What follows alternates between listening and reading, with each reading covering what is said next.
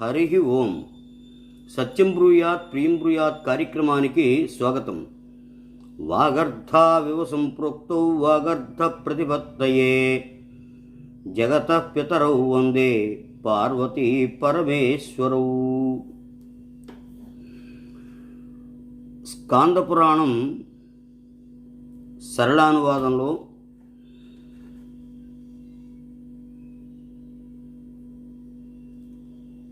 పాండ్యదేశపు రాజు వజ్రాంగుడు వేటకు వెళ్ళినప్పుడు కస్తూరి మృగం కనపడడం, అది అరుణాచలం చుట్టూ తిప్పడం, తాను ఎక్కినటువంటి గుర్రం మీద నుండి అలసట చేత కింద పడడం, ఆ గుర్రము కస్తూరి మృగము రెండు ఆకాశం వైపు పయనించి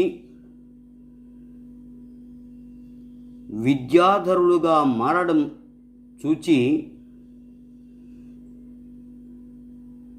రాజు వజ్రాంగుడు ఆశ్చర్యానికి గురయ్యాడు. విద్యాధరులుగా మారినటువంటి ఆ కస్తూరి మృగం గుర్రము రెండు అన్నాయి,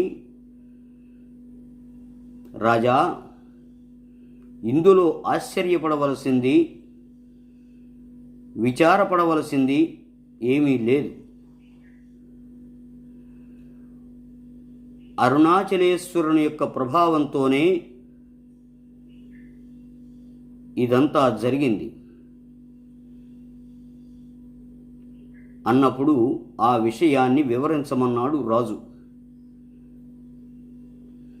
కస్తూరి మృగం గుర్రం విద్యాధరులుగా మారిన తరువాత ఆ విద్యాధర రూపంలో చెబుతున్నాయి. అవి మేమిద్దరం విద్యాధర రాజులం. ఒకానొకప్పుడు దుర్వాస మహర్షి ఉండే ప్రాంతానికి వెళ్ళాం. అక్కడ సుగంధ పుష్ప వాటికను చూచి పరమేశ్వరుని యొక్క శివారాధన చేయాలనిపించి ఆ వనంలో విహరించాం. కానీ దుర్వాస తపోశక్తి ఒకరిని గుర్రం కమ్మని, మరొకరిని కస్తూరి మృగంగా మారమని శాపమిచ్చాడు ముని. దుర్వాసముని శరణు వీడాం. దయ కలిగినటువంటి ఆ దుర్వాసముని అన్నారు,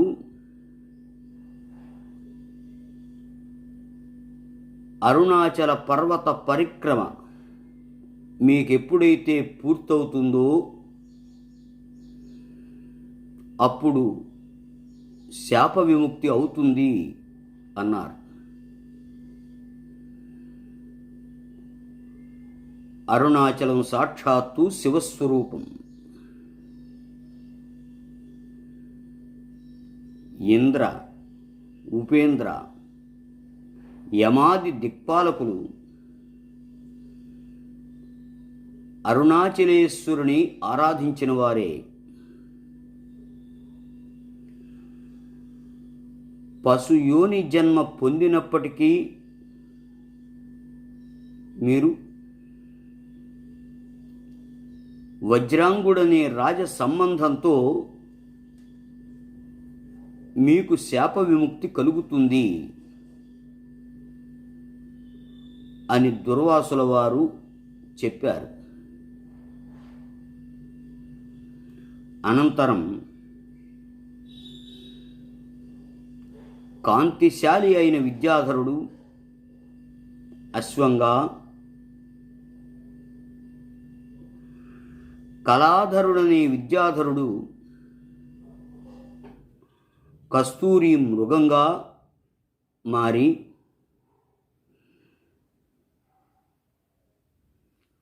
వజ్రాంగరాజు అయిన మిమ్మల్ని ఆకర్షించడం జరిగింది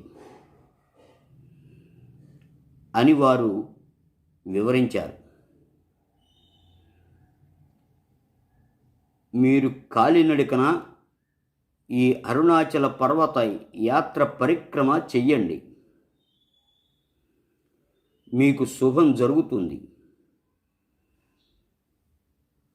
అని అన్నారు విద్యాధరులు ఆ వజ్రాంగ రాజుతో.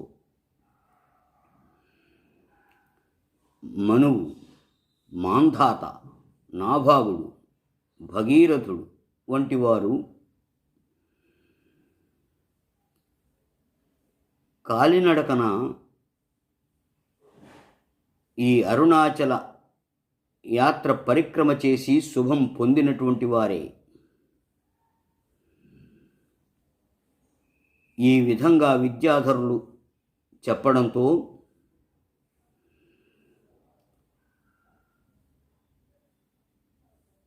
వజ్రాంగునికి తన రాజస్థానానికి వెళ్ళాలని అనిపించలేదు.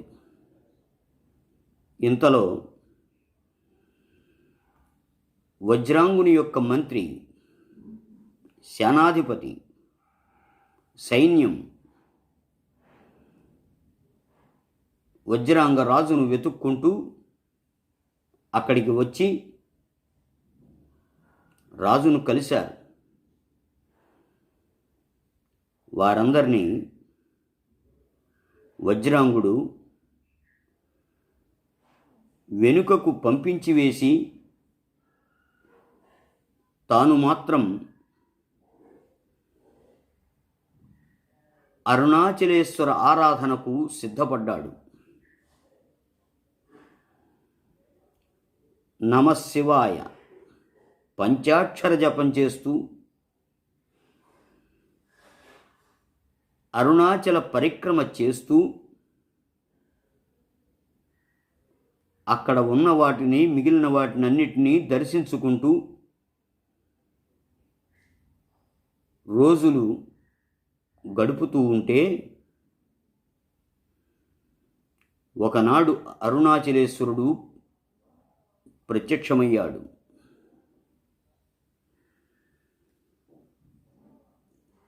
వజ్రాంగరాజు సంతోషానికి అవధులు లేవు. సాష్టాంగ ప్రణామం చేశాడు వజ్రాంగుడు. మోహంతో అరుణాచల ప్రాంతంలో గుర్రం మీద తిరిగాను. నన్ను క్షమించండి అనగానే పరమేశ్వరుడు శుభమస్తు అని పలికి, గతంలో నువ్వు ఒక ఇంద్రుడివి, అహంకారంతో కైలాస శిఖరంపై నన్ను అవమానించావు. తరువాత తప్పు తెలుసుకున్నావు. తప్పు తెలుసుకున్నటువంటి కారణంగా వజ్రాంగుడవయ్యావు, రాజువయ్యావు, పరిపాలన చేశావు. ఆకాశ, వాయు, అగ్ని, జల, పృథివీ, సూర్య, చంద్ర, పురుష మొదలైన అష్టమూర్తులలో శివస్వరూపాన్ని చూడు అని అరుణాచలేశ్వరుడు అంతర్ధానమయ్యాడు. అనంతరం విశుద్ధ చిన్మయుడై వజ్రాంగరాజు శివైక్యం పొందాడు.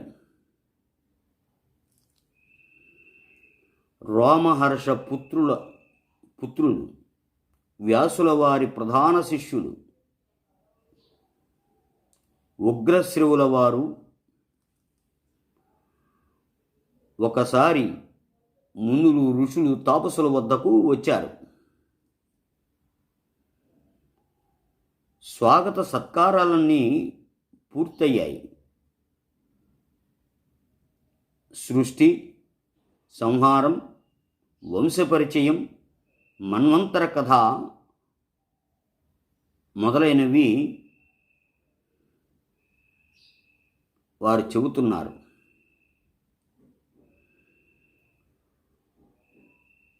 ఒకసారి నారద మహర్షి మేరు పర్వతానికి వెళ్ళారు. మధ్య భాగంలో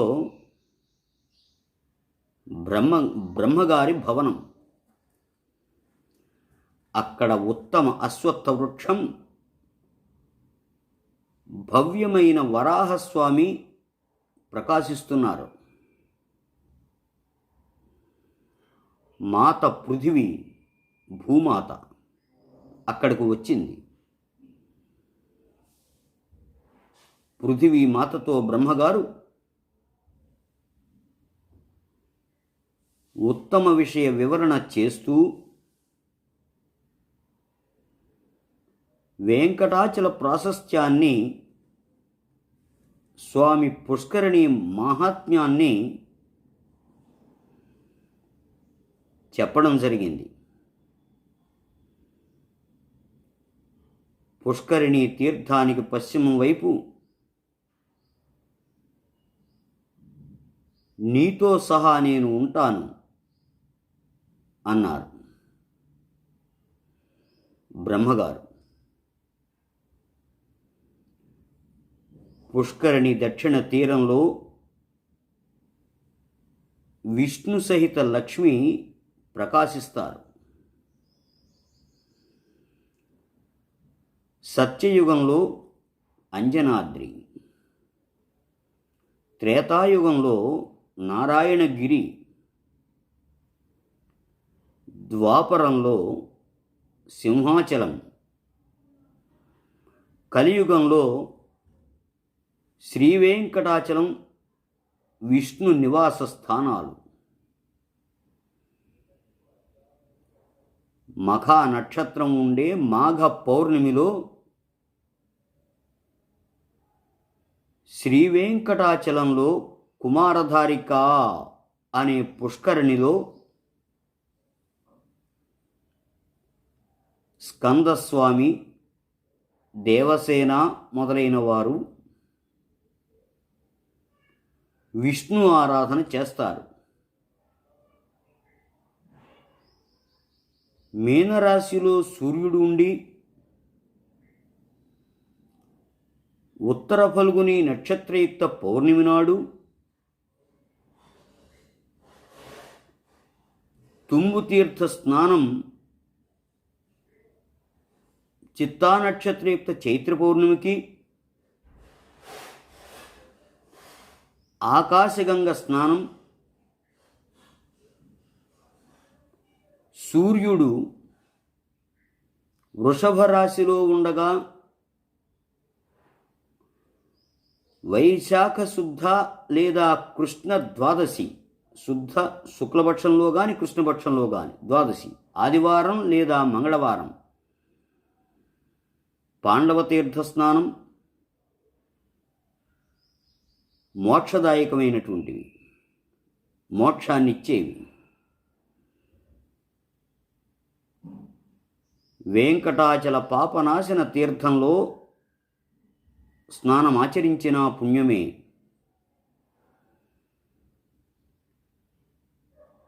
అనంతనామక పర్వత గుహలో వాయువ్య కోణంలో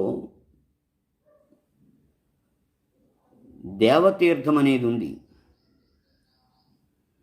అది అనంత పుణ్య ఫలప్రదమైనది అని చెప్పిన తరువాత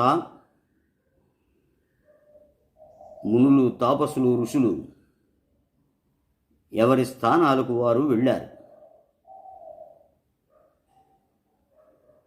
భూదేవి ప్రశ్నకు సమాధానంగా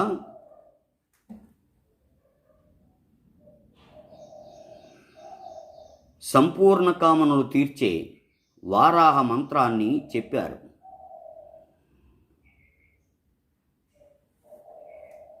ఓం నమ శ్రీ వాసారుణ ధరణ్యుద్ధరణాయ స్వాహ.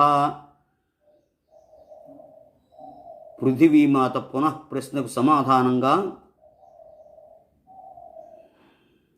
కృతయుగంలో ధర్ముడు అనే మహాత్ముడు బ్రహ్మగారి ద్వారా మంత్రోపదేశాన్ని పొందాడు. ఒకానొక సమయంలో ఇంద్రుడు దుర్వాస శాపం కారణంగా స్వర్గభ్రష్టుడయ్యాడు. మంత్ర అనుష్ఠానం కారణంగా పునః పదవిని పొందాడు. పృథివీ మాతతో వరాహస్వామి చెబుతున్నారు,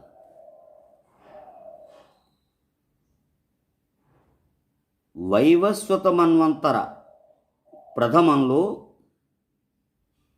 సత్యయుగంలో వాయుదేవుని తాపాన్ని చూచి మహావిష్ణువు శ్రీదేవి భూదేవి సహితుడై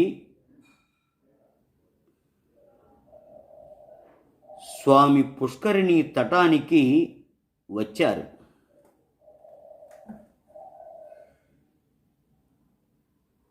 ఆనందనామక విమానంలో వారు వాయుదేవునకు ప్రీతిని కలిగిస్తున్నారు. ఆ పర్వతానికి అగస్త్య మహర్షి కూడా వచ్చారు. ఒకానొకప్పటి మాటను వారు వివరించారు. మిత్రవర్మ మనోరమ అనేటటువంటి దంపతులకు పుట్టినవాడు ఆకాశుడు.